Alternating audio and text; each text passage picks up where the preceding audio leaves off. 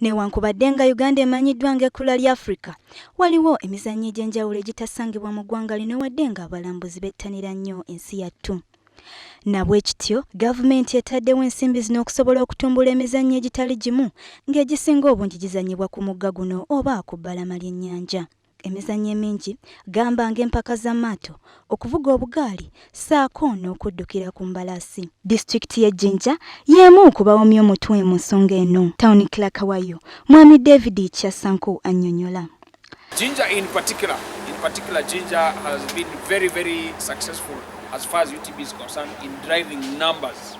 So we are seeing a situation where we are driving numbers to the extent that now we are talking with Uganda National Roads Authority to expand the road network, to increase on the infrastructure. We are talking with civil aviation to provide things like aerodromes.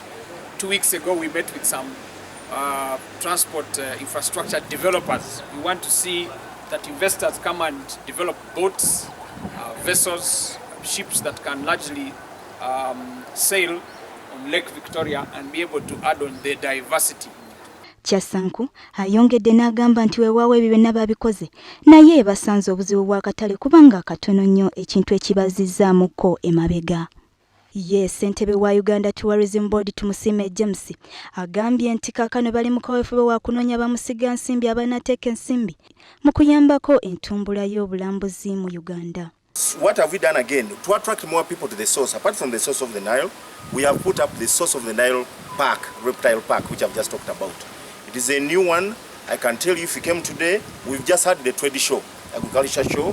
I'm yet to get the numbers because you talked about the numbers, but I can tell you all school children in Busoga region have enjoyed to see live animals in that small area, to look at the different snakes and reptiles, and I'm sure that has added a lot of support to the source of the Nile. Ategeezezza nti bamaze okufuna obukadde bw'ensimbi 18 okulongoosa omugga Kiira wamu n'olusozi lwa Rwenzori kino kibayambeko okukulaakulanya obulambuzi mu Uganda.